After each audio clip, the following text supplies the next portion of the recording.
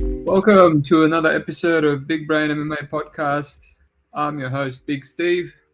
Episode 48, UFC 283, Teixeira versus Jamahal Hill. First pay-per-view of the year. Exciting card. Hopefully exciting from a betting perspective. We'll get into that. Just me today. It was meant to have a special guest. Fight Night Bet. I'm pretty sure his name is. He keeps changing it. It used to be Just Win Baby. Very sharp, very funny guy. We will have a podcast together. It's just a bit of a miscalculation in terms of time zones. I thought it was going to be earlier for him than it is, so which is fair enough. It's my fault. I'll take the blame. But yeah, just me, and obviously Scrap is busy this week. But I'll try to take this. I'll try to take the opportunity to make it nice and quick and not long-winded because of that. Quick overview from last week. Finished on 510 profit, half a unit. A little bit disappointing. Originally I would have maybe taken that with a card, with the small, hard card for betting. The first bet was Johnson 2-3, quarter unit KO. I didn't want to have too much risk on the juiced under, just in case it went over, Johnson being very patient. I'm very annoyed at this because the whole week I was contemplating laying a massive hammer on the under just because I thought there is no way Jimmy Flick is going to survive 3 rounds with Johnson, even though, he's a pitter-patter puncher. He's knocked out people on regionals. And just the way Jimmy Flick is, he's a black belt, and on the ground, he doesn't know how to lock his guard. Just like Fiore, for example, against Rebecca, he just covers up. So I was very annoyed that he couldn't last one more round. But, in hindsight, it's my fault. That would have been easy money. Even Johnson at Pick'em, Johnson KO at Pick'em. So that kind of tilted me, easy money out down a drain and just starting a day on a minus 250 loss, quarter unit. Next bet, I had $100 on Hernandez decision just because of a purely value-based play. And then just because I was a little bit tilted, I played $500 and go the distance. Half a unit on go the distance. I just thought the best person Nascimento was going to be Hernandez, and props to him. Hernandez gave his back straight away, rookie mistake. And he looked like he was going to survive, and then he just got a bit impatient, which again, rookie mistake. So, another $500 down there. And then I had Rebecca KO, which I loved the bet, and I thought this is a perfect time to chase. I thought maybe slight chance he might get a submission. I thought it was quite high likely to finish Fiore. Short notice. I didn't think the guy was that great. And Rebecca has a high finishing rate. And then one of my books opened up Rebecca in under 2.5, which was $1.60. I thought that would also cover the submission just in case. And, he's got 2.5 rounds to work. I thought if he doesn't finish him, he'll finish him late with a lot of wrestling, grinding on him, ground and pound. And, I can't complain there. He fought for my money. He came out swinging, brawling. Just a lot of these matchups with the guys a lot smaller and, Fiore a lot taller. They have to punch up and the guy covers up. So, yeah, that didn't hit as well. I thought it wouldn't hit about halfway through round one, from my experience. But when they go that hard to finish someone, they don't finish, they slow down. You got to pick your shots. Down massively at this point, 2.3 thousand. New thing for me at that point. Never started January with a loss. Never started the first few events with a loss. It looked like I was going to be in a little bit of a hole. Put $50 on Barcelos just for the sake of it, right? That lost. And then the Rocky fight, right? Had nothing on that. After round 2, she was paying $2.70. She landed a couple of big punches on Vieira, who I mentioned on the podcast was a little bit hittable, a little bit flaky to me. I live bet it. I put $700 on it to win $1,200. Maybe I got a little bit lucky there. Round 3 was 50-50, whatever. So I was back in it after that. Then I had Punahele, no scorecards, which pissed me off a lot. I was on Kopilov all week. I had Evan and Scrap on my podcast, crapping on Kopilov, and I was all about crapping on Puna and saying, man, this guy can't hit anything. The longer this goes, Kopilov's gonna be the value side. I even said in the Final Bets podcast that I don't think Puna finishes him, and that just means that Kopilov's gonna be the value side. And yeah, I'm just annoyed. I thought the no scorecards, was there just in case Puna does finish him with one of those overhands. And yeah, it felt a bit forced. I thought Kopylov could finish him later on. I know Brandon Allen didn't, but yeah, I just thought the body shots. And yeah, just because I had the no scorecards there, my judgment was clouded, and I missed on an amazing live bet. Having the Rocky live bet and then having the Kopylov live bet, both at dog money would have been bam bam. I would have been in plus right after that. So yeah, error. Yeah, a mistake on my part, error in judgment, maybe getting influenced a bit. So then I lost another $1,000 there because obviously Kopylov finished him. And then thankfully I had Ige no scorecards. That hit. I had $1,000 on Ige money line, which I couldn't cash out because Bet365 was doing some dodgy stuff, and then all my bets got frozen. That's fine. That helped me. And then I added under 2.5, like I said I would on the final bets. So that all hit. That got me down to minus 200 profit. Literally, that Ige fight saved me. Hindsight, best value on the card, even at slight favorite odds. I mean, he was never in any danger. He was cruising from the opening bell and always looked like he was going to knock out Johnson. And then I passed on the over in the Strickland fight. I did say I was going to play him as a dog. I passed there. But as soon as he started kicking the crap out of Imavov and he started slowing down, I put $1,000 on Strickland at minus 200. And then I put another $1,000 on Strickland in round 4 when he was 3-1 up at $1.20. A little bit juiced, but he was not going to get knocked out at that point. And he was 4-1 up, 3-1 up, pardon me. So I won $700 on live betting Strickland. All in all, I won $2,000 on the live bets on Rocky and Strickland. It literally saved me from a loss. Yeah, a little bit annoying. A couple of bad beats, couple of bad bets. If I was a little bit more selective, just the Ige fight alone puts me in massive, and just the live bets puts me in massive profit. And just the chasing on the go the distance and Rebecca, $500 on Rebecca was enough. I didn't need to put another 1,000 on, but all in all, profit. Can't complain. January still keeps going good. How are you, Parky? Watching live. I love it, mate. Looking forward to a bunch of comments from you live. 11 viewers. I appreciate that, guys. Thanks a lot. So, like I said, I'll try to keep it snappy. There's a KSW. I am trying to tape it. My goal this year is a lot bigger than last year, and one of the ways I reckon I'll get there is by focusing a lot more on regionals where the lines don't get as juiced as much. So yeah, it's a Friday. I'm in the mood for tape, so I don't want to spend 2 hours on this podcast. Pepe Silvia, how are you, mate? Way to grind profit after that hard start. Yeah, that's, I do pride myself on that. Ideally, I would rather pride myself on selective bets and massive profit. But, it is what it is. You got to look at the positives. Also, Pepe Silva absolutely smashed the Invicta card yesterday. I taped that, and then I realized my limits were $100, so I didn't bother. But yeah, if you're not following Pepe, go follow him, one of the sharps, especially with regionals. Let's get into it. Daniel Marcos, Simon Oliveira. Interesting fight. I do have money on Oliveira. I did mention it on Lucrative's podcast yesterday. He was the first guy to have me on. If you haven't checked it out, go check it out.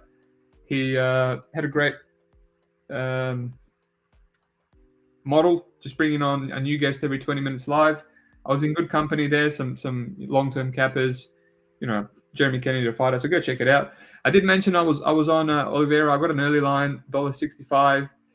I just thought, he's a level up. I know he's got a lot of holes. He's hittable. He's a little bit aggressive. He's got that Muay Thai style where he just, throws flying knees and spinning elbows constantly and doesn't set him up.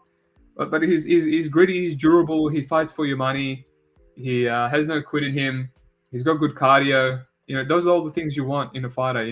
And level of competition is massive here.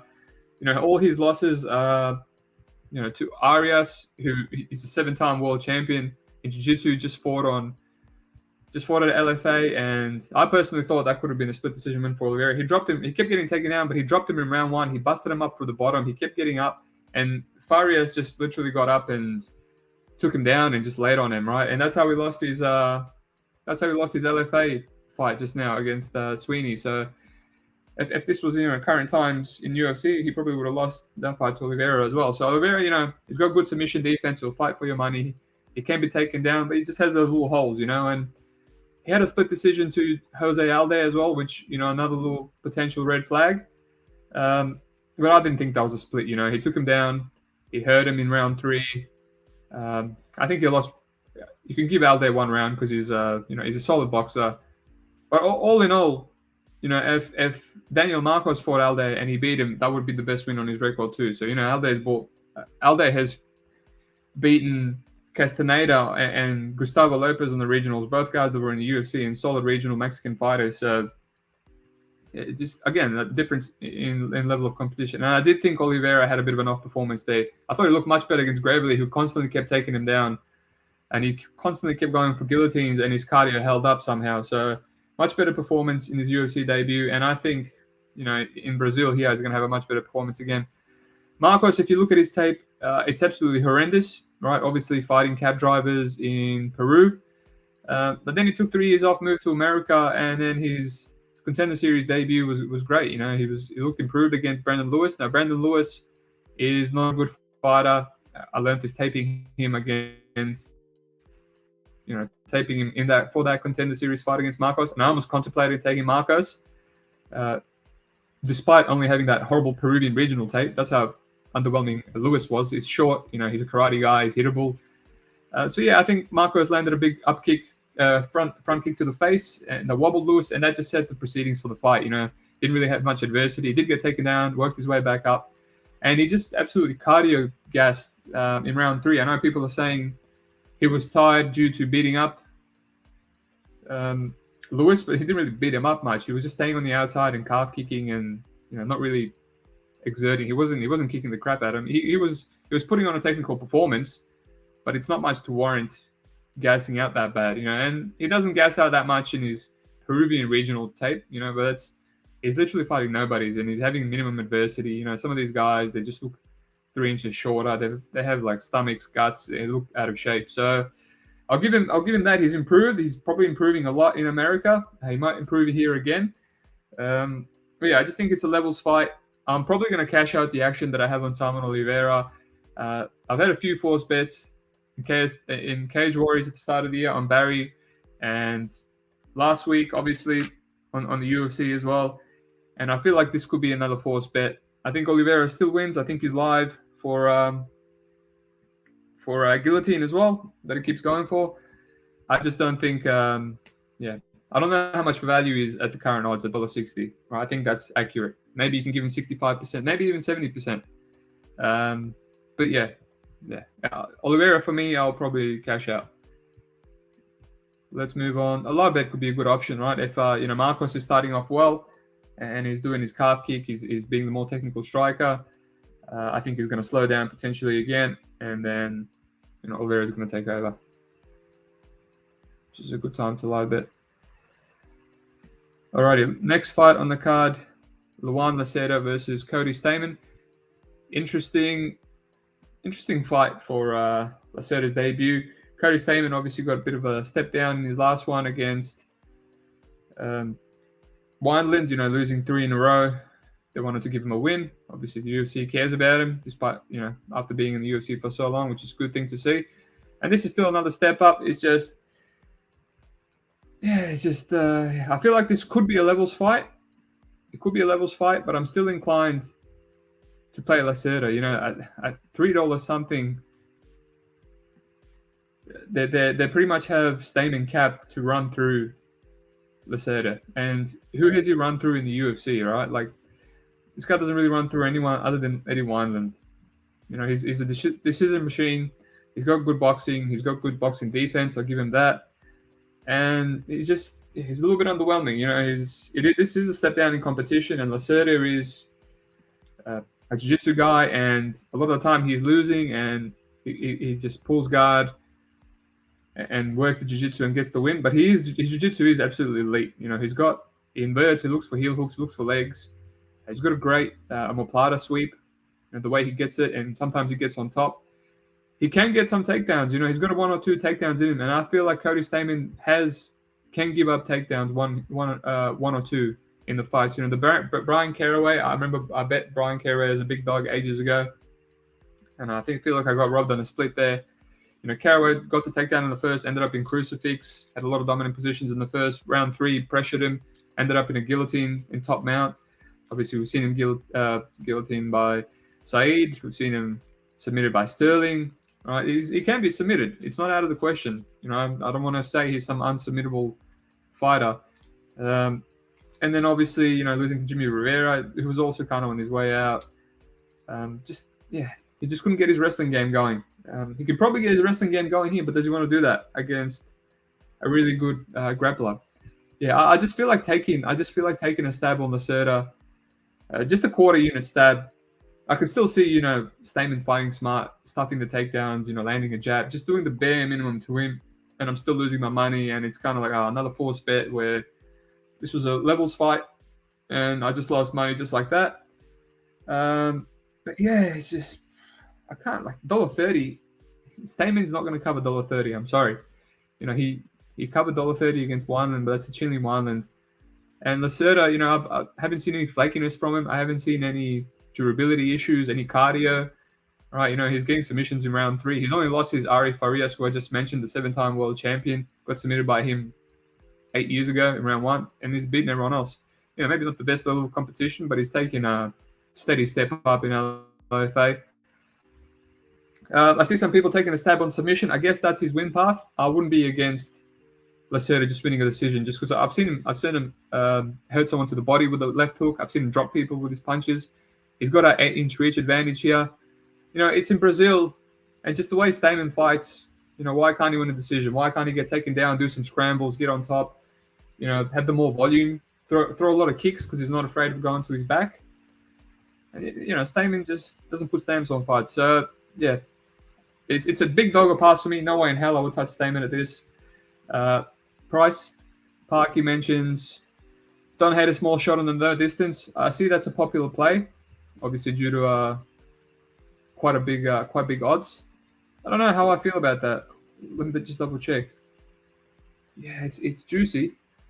It's juicy. I'll have to look into it. I mean, every fight other than the Wineland fight, I've watched again, and it's just no minimum chance of finishing. All right, Perez, Chinny guy, Caraway, Tom, Dukanwa split decision. Just nothing. I don't see any finishing threat from Stamann whatsoever. Even when he's outboxing people, there's no finishing threat. And this Luan might just flop to his back. Yeah, it's a pass for me. But man, I just saw the line has gotten even wider, so it's Lacerda or pass. I'm thinking maybe live bet it might be the better option. But we'll see. Maybe save my money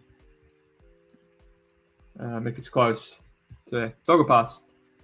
I just got a bunch of comments all of a sudden. Let's have a look quickly. Cody finishability is kind of shit, better Luan. Exactly, I agree. UFC betting experience. I don't want to play the under just due to the only one side being potential good finishing. Although I thought that about Jackson versus Ige, but Jackson, despite Ige being durable, Jackson has good finishing ability and Ige is hittable. So that's why I played that number. Here it's like, I could see this being a tepid close affair. Took down Merab though, yeah, I guess. But, what's the takedown going to do? Simone was throwing Merab around the octagon. First 2 fights are passes for me. Yep, can't disagree. Pepe Silvia. Let's move on. Next fight on the card. Speaking of passes, next fight on the card. Jose Nunes, Sarah fan. I'm not even going to put this fight up on the screen because I'm going to move on pretty quickly. Yep, Nunes is a beast. I remember I cashed her against Bea Malecki. I went against the grain. A lot of money came on Malecki. Everyone's like, she's a small girl. She's going to gas out. I taped it, and I'm like, Malecki's going to gas out here. So I got nice dog odds. She sparked her in the first. One of my favorite plays. I went back to the well against Ramona Pascal, who's absolutely trash, and she didn't knock her out there. Had plenty of opportunities. Dropped her, ended up in mount, pounded her, hurt her in the third. Unfortunately, lost some money there. I thought about the under 2.5 here. I actually played half a unit, which tells you I wasn't confident. And then I looked at Zara Fane's fights, and she's never really been rocked on the feet. She's got the same length as Bea Malecki. She likes to stay long. Obviously, Nunes is going to have to close the distance. And like I mentioned, I hate these smaller versus bigger fighters, right? Like the Rebecca and people that have to fight up, reach up, punch up, pardon me, to just try and knock people out. And obviously, all Zan's finishes were on the ground against, solid. Well, Megan Anderson's not the solid ground fighter, but solid enough to run through. And obviously, Felicia Spencer. But yeah, I guess this could get on the ground if Nunes drops her and ends up in top mount like she did against Pascal. But yeah, I don't know. I don't really feel confident. I don't want to force this juice under. Although 2.5 rounds, that's a long time for Zen to stay in there. So yeah, I have half a unit on the under 2.5 rounds, $1.70 before it got massively steamed. Let me see. Let me just check what it's at now. $1.66, not too bad still. Yeah. I don't want to force it. I want to lose another. Actually, $1.80. Nunes by KO submission is $1.80. It's almost a pick 'em odds on Bet365. It's so much better than Ramona Pascal. It was -200 for Ramona Pascal. No, wait, actually, her money line was -200. I don't know. Might have to look into that some more. Right, it could be easy money. But like I said, I haven't seen Santos hurt or KO'd on the feet. So, and Nunes doesn't really go for takedowns. I kind of need her to fall over. Alrighty. Let's move on. I've got an interesting comment here. Pepe, playing over 1.5. Pray for me. You know what I kind of like, sometimes I like to play the over 1.5 and then partner it up with the under 2.5. So I'm thinking this could be the fight to do it, Zara has enough just to survive round 1 and halfway through round 2. And then eventually the beating she takes, she gets finished. I might do that. Good shout, Pepe. It could be sweaty though. Good luck to you. Wyman Neil Magny. What is this? Okay, let's move on. Next fight, we have Wally Alves versus Nicolas Dalby. Interesting fight. I quickly jumped on the early Alves line at $2.40 just because on all the other books it was already $2.20.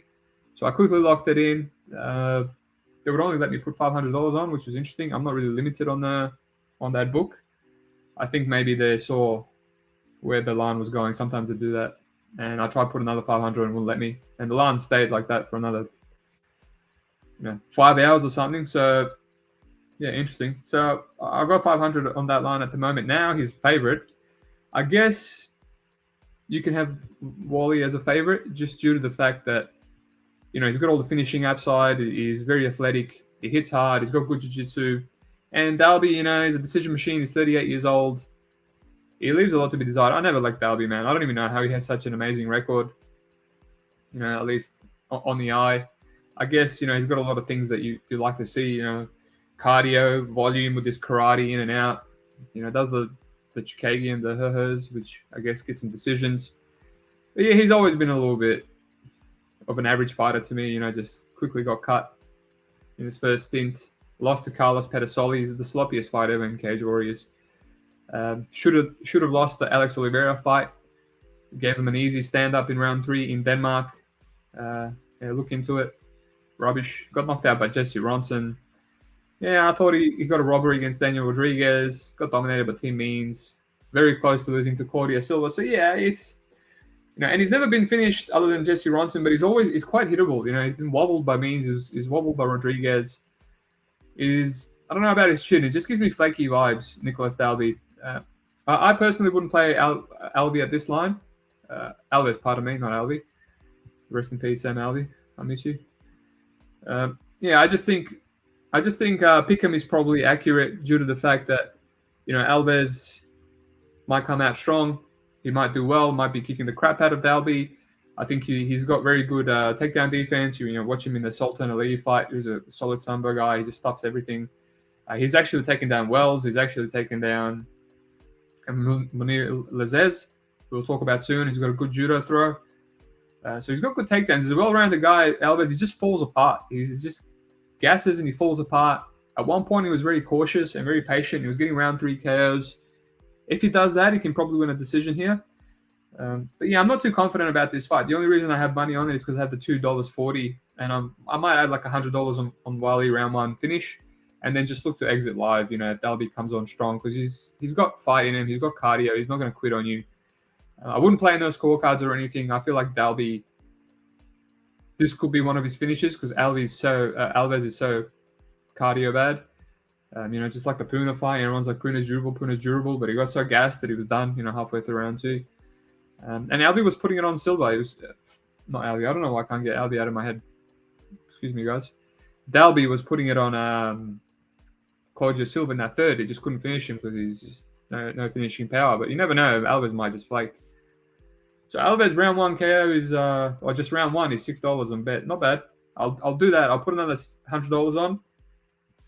$100 have about 600.6 of a unit all on Alves with the finish, because you never know, he might come out super aggressive because it's Brazil, and he did that against Moises V Lazzez after having really patient fights. All of a sudden he comes out guns blazing, so you don't know how he's going to come out. So yeah, might just put $100 on just for the sake of that, and then just look to get out live. Look to live bet Dalby, whether it's a hedge, whether it's a clean win. So yeah, early line on Alves, pass at these lines. I think it's accurate. Wouldn't trust his cardio. All right, Herb Dean talking about the McKinney fight. Yeah, we'll get to it, mate. We'll get to it. It could be next. Yes, it is. So Terence McKinney, Ismail Bonfin. Decent fight. Actually, a really good fight. I don't know what I'm talking about. It's not decent. It's quality. Quite high level for prelims. I like Terence McKinney. How can you not love a guy that, just finishes everyone? He just seems to have ungodly power. I first taped him for all the fight, and I just hammered the under 2.5. I was a little bit scared and just, absolutely zero risk whatsoever. I played the round 1 there as well. Those days are gone. I hammered the under 2.5, which was a mistake on my book in the Dober fight as well. Those days are gone. Now the 1.5 here is minus 200. I don't know if I can hit that. I just feel like I still have questions about McKinney. He's just, what if he comes in more patient? What if he wrestles? He did come in more patient against Ghost Pepper, his last fight. That the really bad Mexican guy, Eric Gonzalez. And he actually said in all the interviews and was posting on Twitter, he wants a round 2 KO, not round 1, to show people his cardio. And Eric was so bad that he couldn't even show it. He got cracked there as well. He got cracked with a big left hand against Gonzalez as a southpaw, and he just took it. But it's just like, he's still kind of flaky. You still see those defensive faults that he has. And then after he got cracked, he just went for a takedown. And despite, you could see he was trying not to finish. He was trying to go into round 2. He couldn't help it. Eric gave him the neck and he had to finish him. I think Bonfin, he's a very experienced fighter, 18-3. We'll speak about his brother later on. If I had to bet on anyone, I would rather bet on this Bonfin because he's been tested, right? High level of competition. His last 4 fights, right? The last 2 Brazilians he fought in LFA, both I think were top 10 rated Brazilians in the country, and they have finishing ability. They're durable, and they've fought high level of competition themselves. And he's had tough fought decisions against them. And then Naiman Abasov, who's a beast as well, 28-3 record. He almost finished him, and that guy usually breaks people in the Russian regional scene. He just got dominated by Bonfin. So he's a proven fighter, right? I know what I'm getting with him. There's plenty of tape. He seems durable. He's got good jiu-jitsu, got good power, good boxing. Cardio, he slows down a little bit from what I could tell. But then again, he's fighting, high-level fighters and to close, back and forth decisions. He's having tough fights, so of course he's going to slow down. But yeah, he's just Terence. I can't pre-bet Terence or Terence's opponents because it's the guys, just like I said, hits so ungodly hard. And even his grappling is amazing. He was dominating Woodson. He just couldn't finish him. And took down Ziam and just instantly rear naked choked him. I think that's going to age well because not many people finish Ziam. They might get some ground time. He's got a good rear naked choke, good wrestling, good jiu-jitsu, good power. He's good at everything. He's just the cardio. I can't trust it. So personally, I taped a lot of Bonfin's fights just to see if this guy maybe can get chinned, sparked. Last time he got submitted was by Renato Moicano in 2014 when he was like 17 years of age, which is crazy. Means absolutely nothing. So yeah, I have to exercise some discipline here and just pass and just have my finger on the button and see how Terence is looking. The second he, maybe lands a big shot on Bonfin or gets a takedown, gets his back, and Bonfin gets out of it, that's all I'll need to see to just, look to live bet, because that's the main path for Terence. I don't know if he can't. I don't think he can wrestle for 3. I mean, he did it to Woodson, but Woodson's not that great. Bonfin has elite takedown defense, right? So Yeah, it's a tough fight. It's a high-level fight. I don't really have a read. I don't want to force anything. The 1.5 probably hits. It probably hits. It's just Bonfin is very patient. He picks his shots. He's not as aggressive as his younger brother. We'll talk about soon. So I can see him, stuffing takedowns, waiting for the perfect shot. He probably hits. I wouldn't even be against smashing the under 2.5, $1.22. Who knows? Who knows? But yeah, it's just it's a dodgy fight for me. I can't wait to watch it though. Let's move on. Do we have any comments? Speaking of over 1.5s, McKinney over 1.5 is plus 190. Looks good to me. Herb Dean is the gold standard. Hey, it's just scary, mate. It's just scary. I don't know if I want to lose money on it. All right. Like I said, McKinney can finish anyone with a couple of punches. Parky, I think I will play Bonfin. It's definitely dog or pass for me. It's just money's coming in on Terence. So I'm just going to wait it out. All right, a little bit came in overnight. All right, next fight. Oh, Jesus. Jelton Almeida, Shamil, Abdurrahimov. Again, don't want to click on this fight at all. Don't want to talk about it too much. Just another setup fight. Shamil is a bit like Parker Porter, short, stocky guy. I think these guys are hard to take down, but once you take them down, they're kind of turtles off their back, right? Porter was the same. Porter's got good takedown defense, but once Almeida got on top of him and flattened him out, the guy was just a sitting duck. The under 1.5, absolutely juiced. I've sweated a bit with Almeida's 1.5s. Contender, and the last fight where he fought that idiot, the blonde idiot from Contender, the Swedish guy, that was undersized as well, and the guy did enough to defend his submissions. Almost went over the round, and that's just sweaty. It's too sweaty for me. It's you never know what Almeida's going to do. Maybe he decides to stand up here. Maybe he decides to do what he did in the last fight and just keep looking for submissions that are not there, and just it trickles over. And once it gets into round 2, you only have 2.5 minutes. So yeah, nothing's really playable here other than the KO. Jelton Almeida by KO is much better than the submission. I know a lot of people on him against Marquez by KO. That was a beautiful play. It's not a bigger number here, but it's something that could potentially be playable. I think he can even throw a front kick to the face of Shamil, knock him out standing, because he's knocked out people with that before. He's got power on the feet. I just think nothing's unplayable other than that, and it's just, do you want to play? Shamil's been knocked out a lot. He got ground and pound KO'd by Blades. He did stand up after the first takedown, so he's got some get-ups. The only problem is maybe if he stands up, gives his back, because he did give up his back to Blades, Jelton can submit him. So, yeah. It's Jelton by KO or pass. Nothing else really to play here. Alrighty, speaking of the Bonfins, this is the younger Bonfin brother, Gabriel Bonfin, Magny Lazzez. Great fight. Some people, I've seen some people laying the juice on Bonfin because they think he's the next big deal. And then Lazzez also seems a popular dog, which I didn't think would be. It was the first fight I taped due to some people I respect being on Bonfin. And I didn't like it. I didn't like what I saw. I still have some questions about Bonfin. I had questions about him going into Contender. There was no way I was going to lay that juice. And even then, he was showing me some red flags. He is very good. He's very good at a lot of things. His boxing is absolutely elite. He's got like a 20-0 professional boxing record, and he's like a national Brazilian champion. He's got a better boxing record than his older brother that we just spoke about, and you can just see his jab is beautiful. His hands are fast. When he lets go, he's got power. My biggest thing with him is he stays in the pocket too long. He throws the combinations and he doesn't exit. He doesn't have the good distance management. He's just happy to throw because he's got faster hands and faster combinations, and a lot of the time, he gets there first, but he doesn't exit, so it's not much defense. And we've seen Eduardo Gavon crack him, not him, pardon me. Bruno Alberth crack him in his third last fight on LFA. And he's a decent fighter. He was undefeated. He was 8-0, and he's got a lot of KOs. So, I guess it's hard to take too much from that, because I guess he does hit hard, and he did crack Bonfin, and Bonfin did recover and come out in round 3 and sparked him with his own combinations. But those rounds were 3 minutes for some reason. And I saw a bit of adversity there. I wish I could see some more adversity, like his older brother. Like I said, a lot more experience. I've seen everything from him. He's running through a lot of not the greatest guys. He's got good jiu-jitsu as well, which makes him really good, and he's got solid takedowns. So he's got good boxing, fast hands.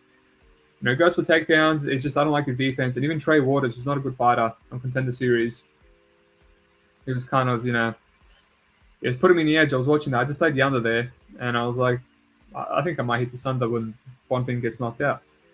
But yeah, just a lot of questions for me to play him at this line, and I think Lazzez is a very good fighter, extremely well-rounded. He also mixes in takedowns himself.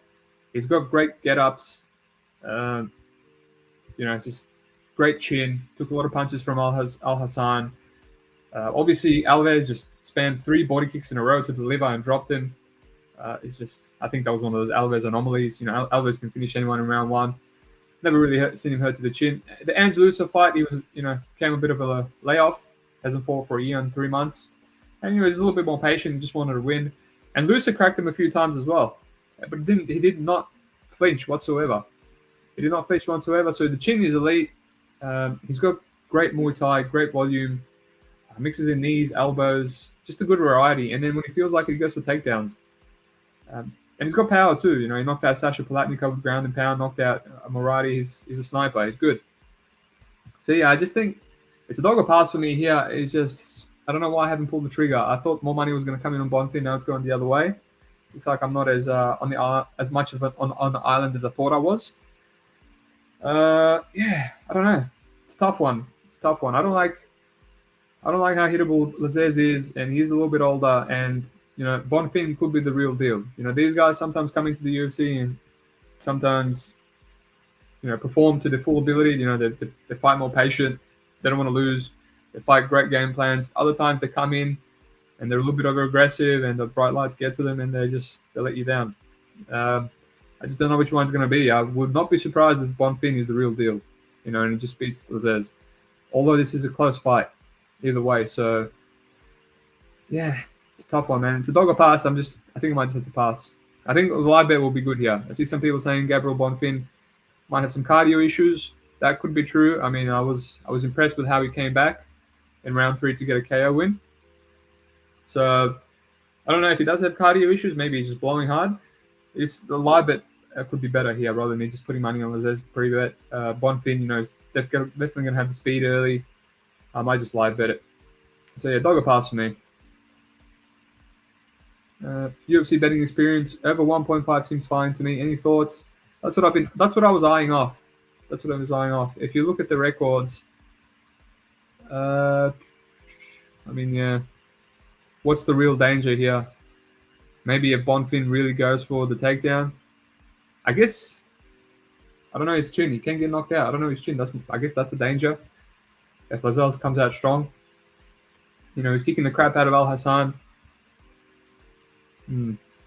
It probably hits. I don't know. It's juiced. I don't know. I don't know if I want to hit the juiced over 1.5. Probably hits there. Alrighty, next fight. Thiago Moises, Miguel Costa. I'll take this Costa guy a bit, just because I was ever since I started betting on LFA last year. All I'm going to say is I didn't go into deep detail. I just watched Costa's last 2. There's a lot more footage on YouTube. You just have to Google it yourself. He's just a solid southpaw. Throws a lot of kicks. Decent jiu-jitsu, scrambles, can be taken down. All I'm going to say is Moises, how can you play Moises at this line? Last time he was this much of a favorite, other than the Giagos fight, he got ran through by Alvarez, right? And I played that, and I was so close to playing Thiago Moises by decision, just because I thought, he's going to get the takedown here. Alvarez is going to play guard, and he's not going to be able to submit someone like Moises, who's a really good jiu-jitsu fighter. And then I looked at the line, and I was like, you know what? I can't. I think the decision was minus money, and I just couldn't do it. And I just last minute I bet on Alvarez. No idea how the fight was going to pan out. I just thought, no way, I'm playing the juice on Moises. And then Alvarez went and knocked him out in round 1, which I did not see coming. But it was just the best feeling, just playing the number, not knowing if you're going to win, and then just winning. So it's the same here. Like, yeah, I guess Moises can beat him. He's 27. He's still improving. He's learning in the UFC. I mean, you look at his record; it's not bad. Michael Johnson, Green, Hernandez. Maybe I'm being a little bit too harsh on him. From what I've seen, from him, the backing up, Damir's Magulov, I think he's improving. He probably beats Costa. It's a dog or pass for me, man. He's going to have to run through Costa before I start laying juice on him at these odds. I think Costa is he's durable. He'll fight for your money. He's 26 years old, very experienced. Could be another live bet fight. Although the odds are so crazy now that I might just put a little sprinkle and then look to add more live. Alrighty, Gregory Rodrigues versus Bruno Ferreira. Great fight. Great fight. Hopefully, barn burner. Hopefully, it doesn't last long. I cashed in on Bruno on the under 2.5 on Contender. Just insane line. I guess his opponent was very durable. That's the first time he's been knocked out. I've taped him too, a bunch. One of the regrets on Contender is just not hammering those over-unders. My fear of over-unders moved into Contender, and then even though I kept hitting him, I never really committed. So next year or this year, we'll smash that. Just a big line. Bruno Ferreira coming in on short notice. The guy hits like an absolute truck. He can knock out anyone. His ground and pound is just brutal. He's got fast hands as well. Gregory has been hit before. When he gets tagged, he sees red.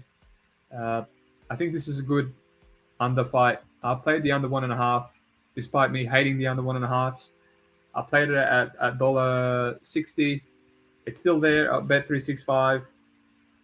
Pretty generous, if you ask me.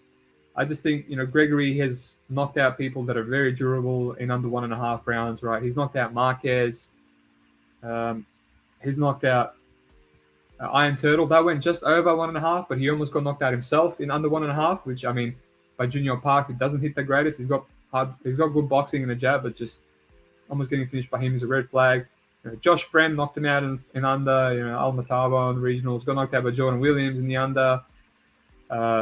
Marquez and Chitty, right? Chitty, who, he's got his faults on the ground, but he's pretty durable on the feet, and that went under and almost got knocked out himself in the first, and by the doctor stopped it. So Gregory can knock out anyone, and Bruno Ferreira, I haven't really seen him hurt, but he can also knock out Rodrigues, and Rodrigues loves to jump on the back. I think if they end up in the scramble, he will get on the back, he will lose it, just like he did with Marquez, with Armen, with everyone. Todorovic, he's jiu-jitsu fighter, but he loses the back.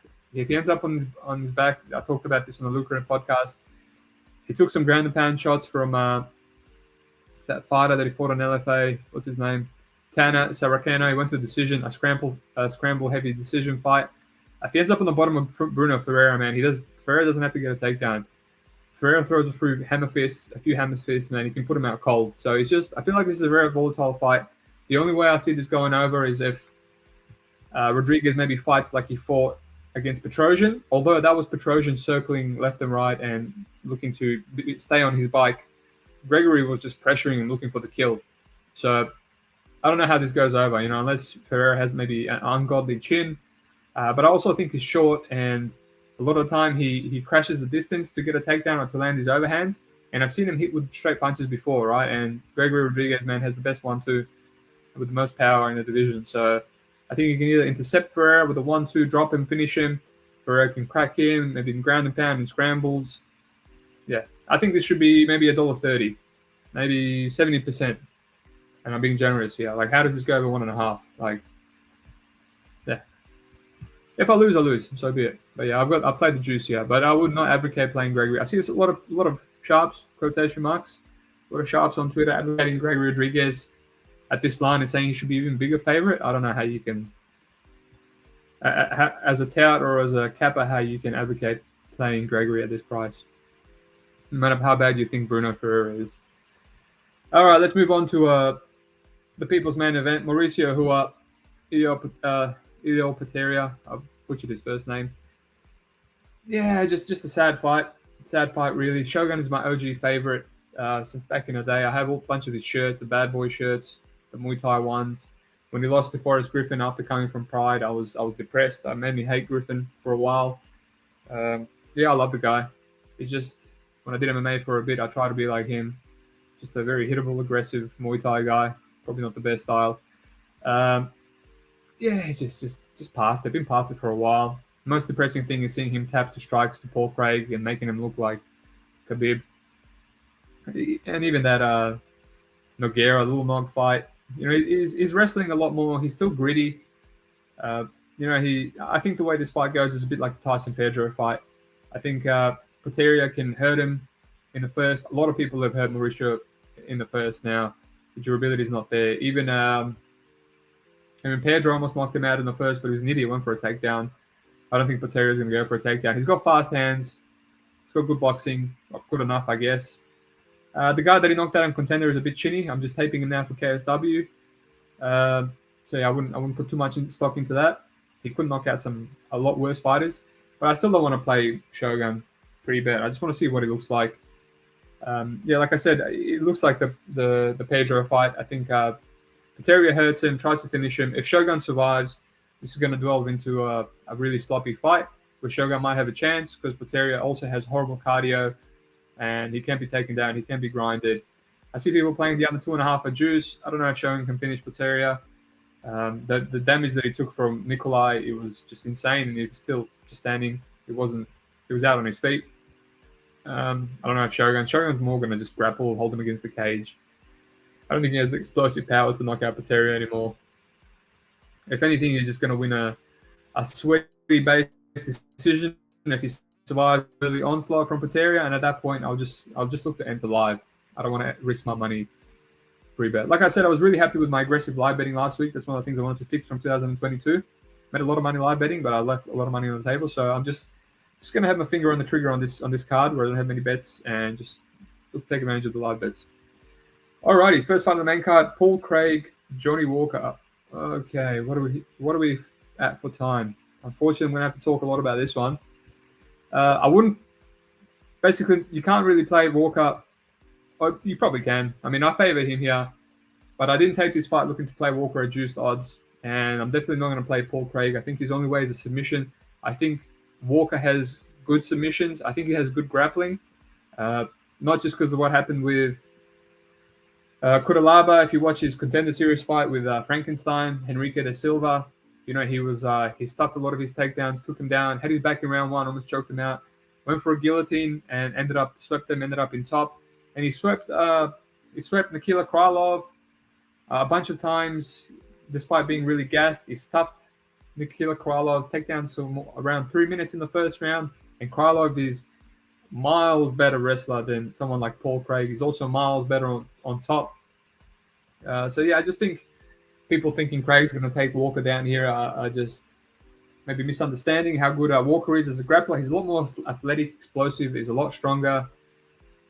I just think this is his fight to lose, which, I mean, we've said that a lot about Craig's fight. I guess Craig can submit anyone. You know, we've seen him submit some good fighters. I just think Walker can just power out of a lot of, you know, if he gets in the triangle. He got in the triangle against Ryan Spann, who just got out straight away. I feel like I take this fight extensively due to the 1.5. And, you know, does this go over 1.5 rounds or does it not? You know, so I had to watch every single fight, all the fights that went over. I think the only way this goes over 1.5 rounds, and I think it is a pretty good line. I think we're getting a little bit of recency bias due to the fact that, you know, Paul Craig had a shit show fight go over 2.5 rounds against Volkan, but I had a fear there. I had a fear that would happen just because Volkan likes to calf kick and, you know, stuff the takedowns, and he's not very aggressive and he doesn't have the one-punch KO power, right? Yes, he's knocked out some people one-punch, chinny people, but let's ignore that. If you look at, you know, let's go through all the fights.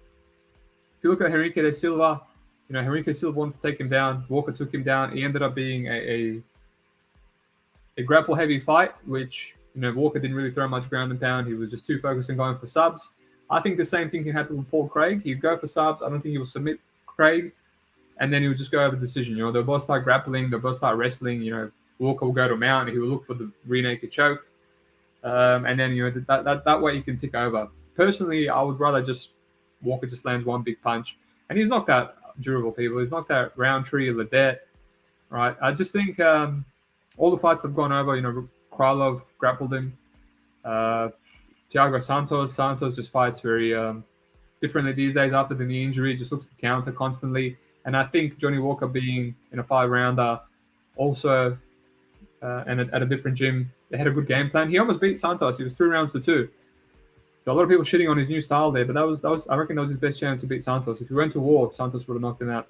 Jamal Hill means nothing. And then the Cutelaba fight, you know, he threw a head kick and Cutelaba took him down straight away, which I think could happen here, but I want to see that. You know, I want to see Johnny Walker throwing head kicks and knees, because I think that's his best way to knock out Craig. You know, whenever Craig goes over 1.5, he's a weasel. He's pulling guard. He gets hurt, drops down to his ass.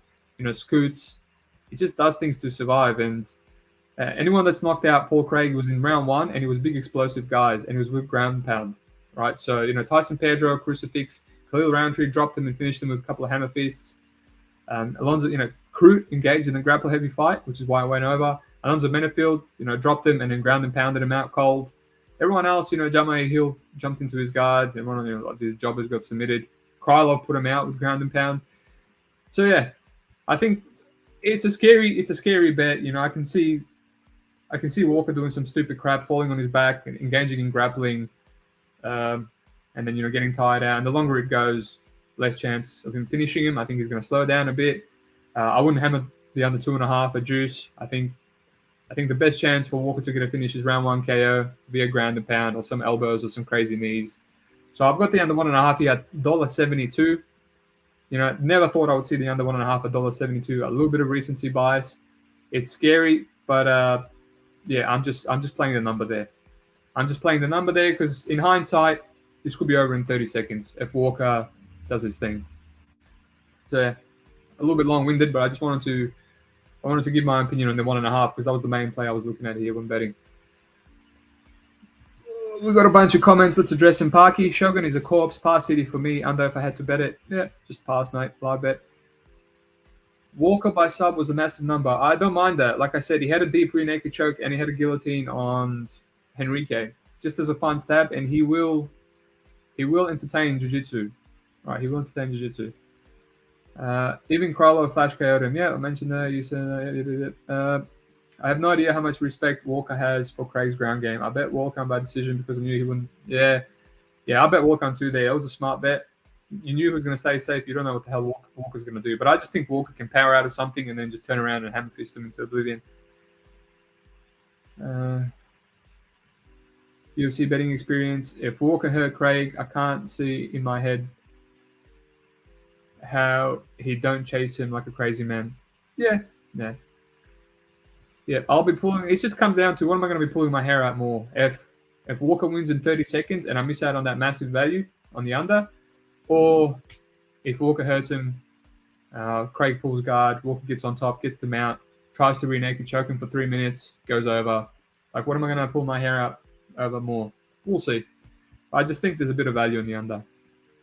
And we'll see if I'm going to continue hating the unders after this event. That's my main plays, or if they're going to be good to me. Jessica Andrade, Lauren Murphy, full disclosure, this fight and the Gilbert Burns Neil Magny fight, I just take 1 or 2 fights. I didn't really rush. Again, I was focusing on Invicta this week, which was a complete waste of time. Now I know I don't have any books that I can bet on. And KSW, which I'll do after this. So, I favor both these guys. I favor Burns. I favor Andrade. Didn't really want to tape it. I think with both these fights, it just comes down to what do you favor more, the Burns and the Andrade finish, or their decision aspect of the fight. Burns has got the calf kick. He's going to take Magny down easily. He's got the submission, which Magny loves being submitted. He's got the power. I think Magny is slowly going more and more out of his prime. He'll still fight for your money. So yeah, just looking at the unders here, I'll have to tape some more. I have to retape it in more detail and just with that aspect of how if I'm gonna play over-unders. And same with Jessica Andrade. Laura Murphy, very durable. She has been finished with the crucifix, not by crucifix, just by Valentina, which was like an attritional damage kind of finish.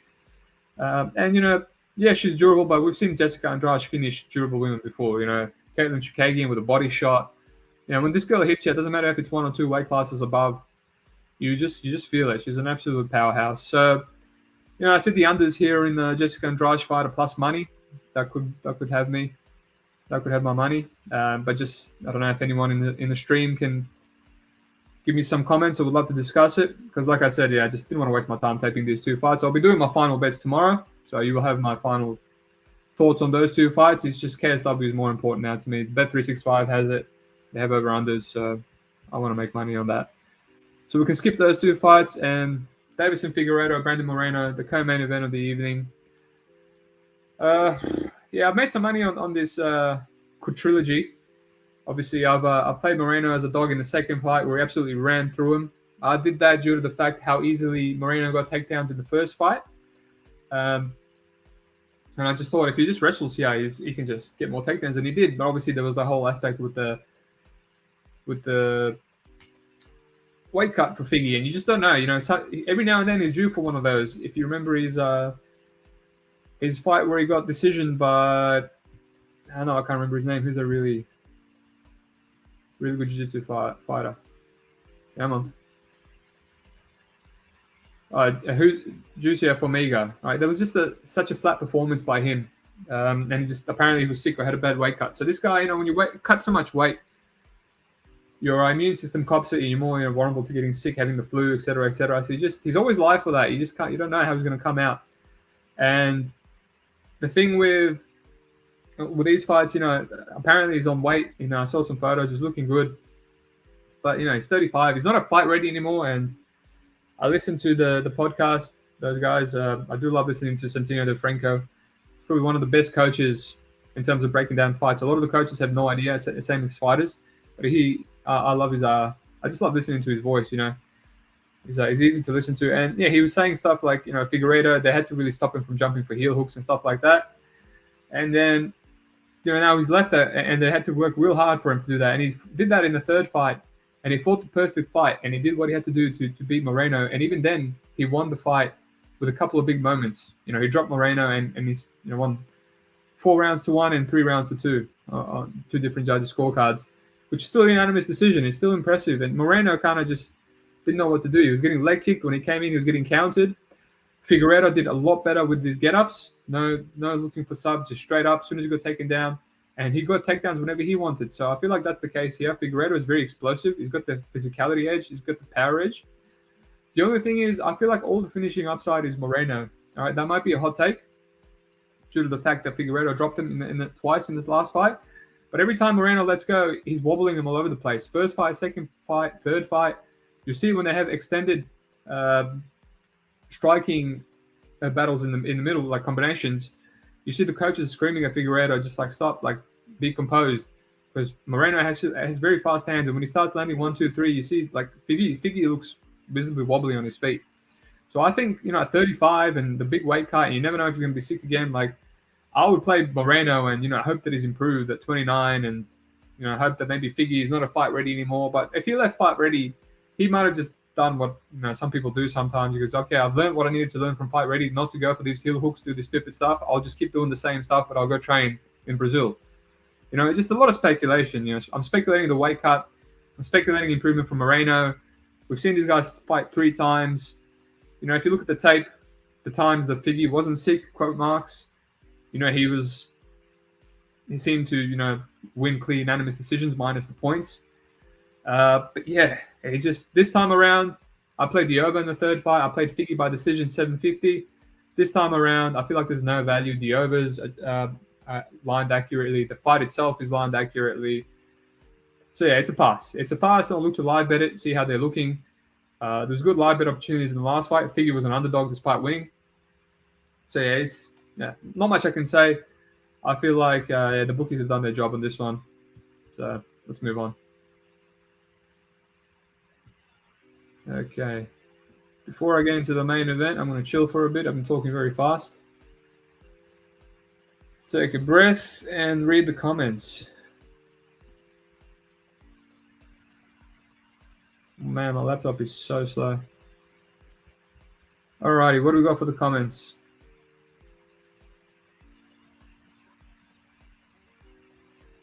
Herb Dean, I feel like Burns is one of the most iconic, best liked Brazilians in the entire UFC.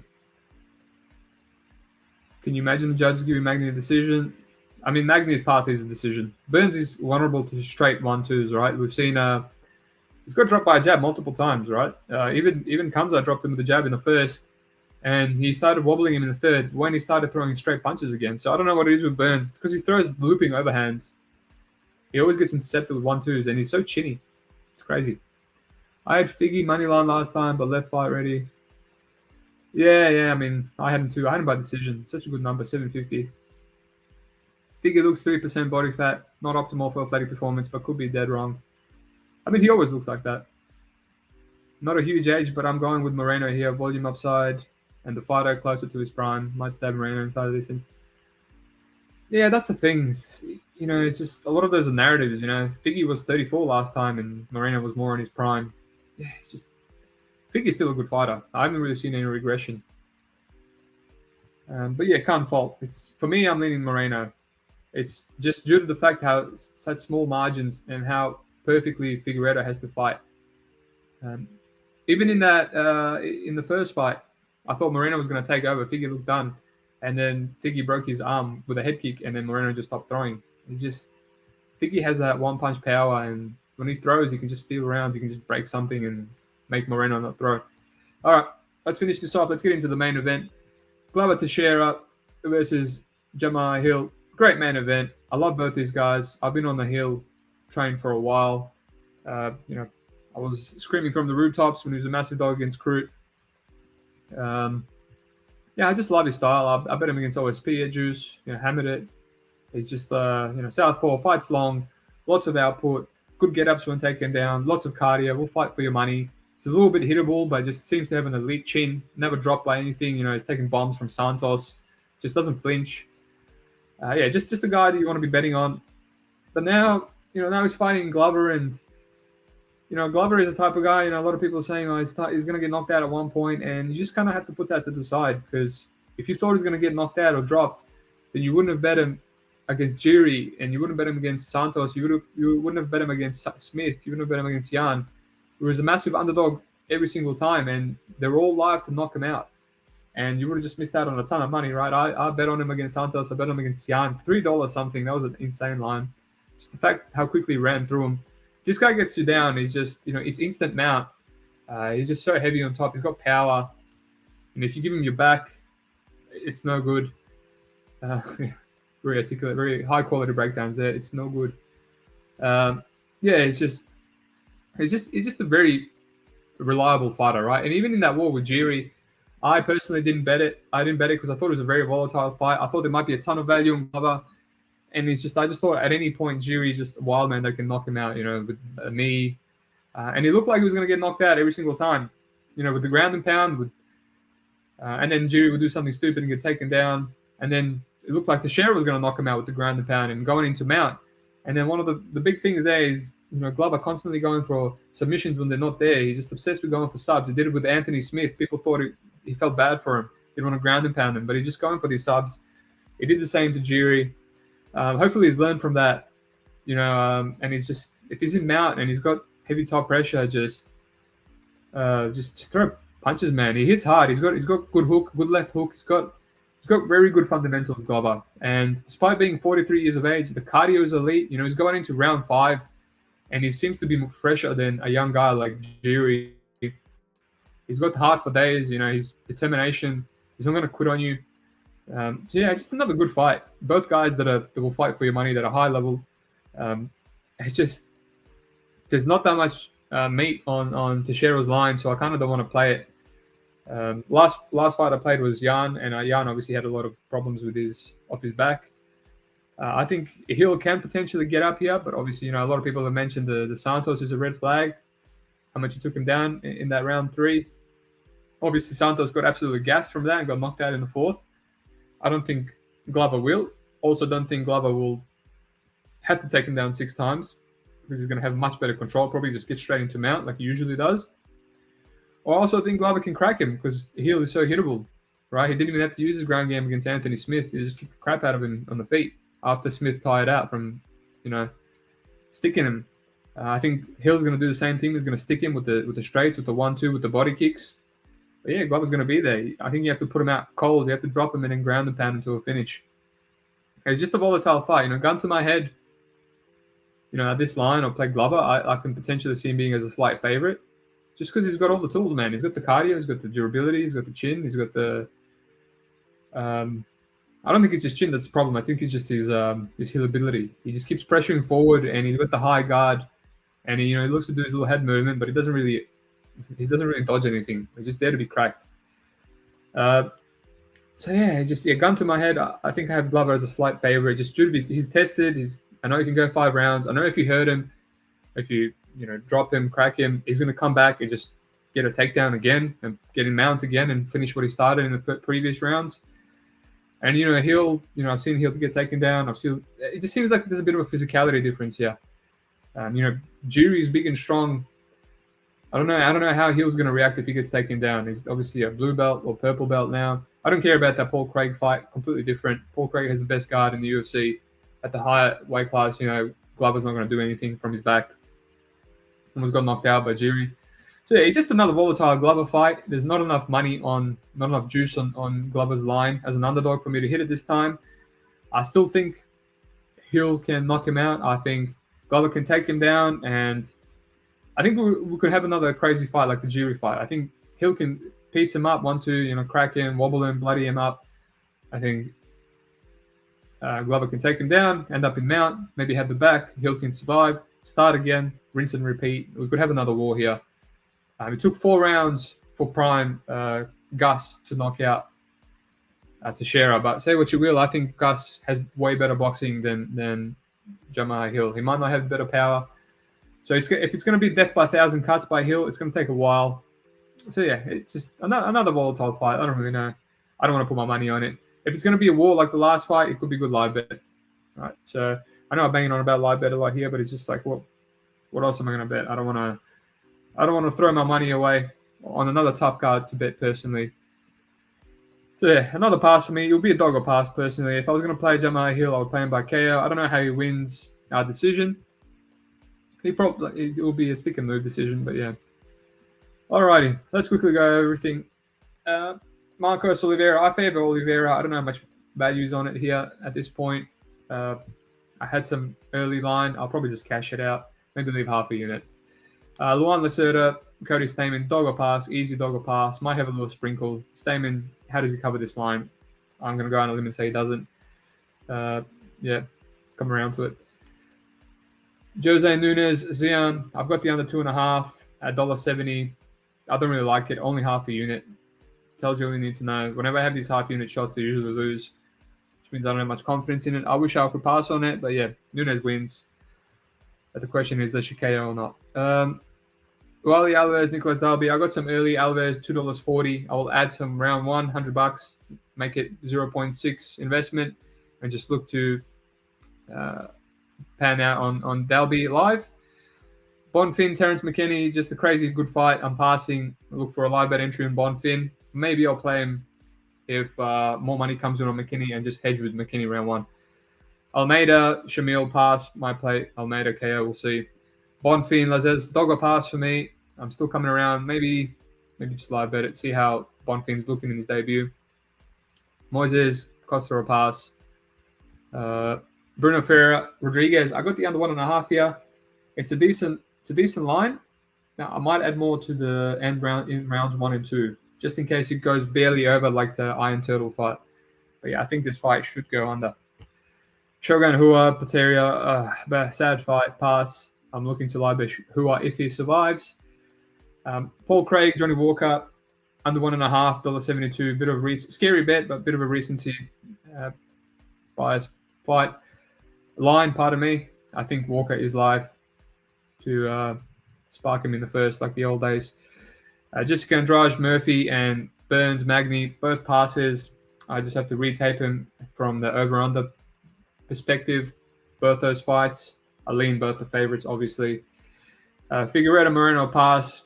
Everything's lined accurately, in my opinion. And Glover, Teixeira, Hill, pass. It would be Glover or pass for me. It's just a great fight. I like both these guys. Both guys will fight for your money. I can't really find an avenue that I would take here, although yeah, as the days go on, I lean Glover. The only problem is Hill is so careful. He's so careful with his strikes. He doesn't do anything wild like Jury. So if he does hurt Glover, I think he can stay on the outside and keep the pressure going. But yeah. What are the unders here? I lost quite a bit of money on the Glover Jury under. Never been more pissed off in my life. The unders under 1.5 is a pick'em, which is interesting. Yeah, I don't really want to hit it, just because I think both guys are durable. Yeah, pass there too. All right, what do we got? Let's read the comments and I'll kick it out of here. Glover all day for me from Parky. Not going crazy, but feel he's the side. Think his odds will keep climbing. Yeah, I think he's the side too. Just a scary fight. Like all of Glover's fights, really. Wisdom Tooth. Give us a parlay. Yeah, I'll give you a parlay, mate, even though I'm not really all about him. I'll give you a parlay. How many legs, mate? How many legs do you want? I personally do two-leg parlays if I had to. I don't do more than two. Unless it's some Dagan crap. All right. If you're not going to say anything, I'll give you two. I'll give you two. I'll try to give you something that's actually going to make you money. Not some Lambo bullshit.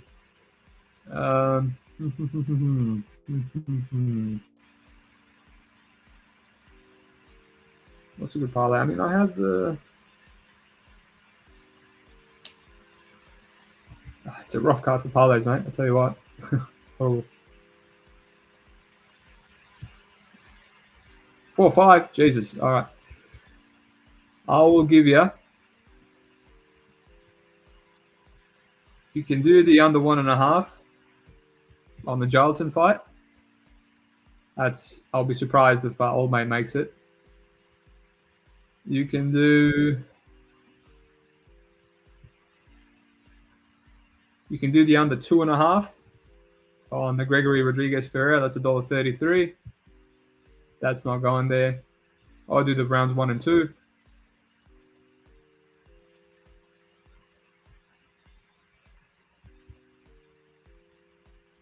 This is rough. This is very rough.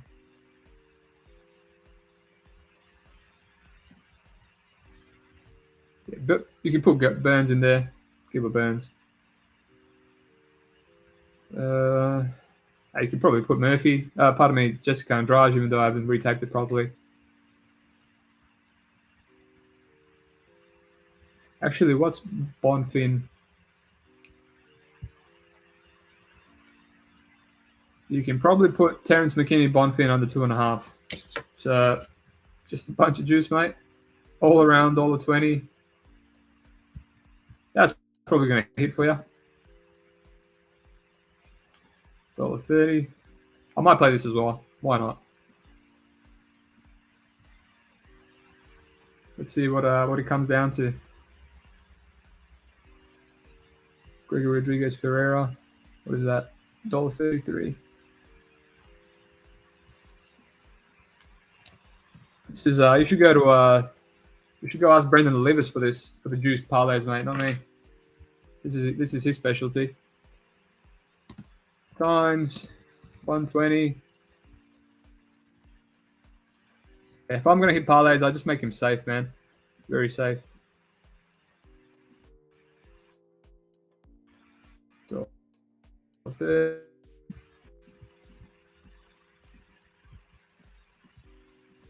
Alrighty. So you got 1, 2, 3, 4, 5. You got Burns, Almeida under 1.5, RoboCop under 2.5, the Terrence McKinney under 2.5, and I think that's it. I'm missing something. McKinney under 2.5, Bruno Oliveira under 2.5, Almeida under 1.5, Gilbert Burns. Yep, that gives you $3. Boom.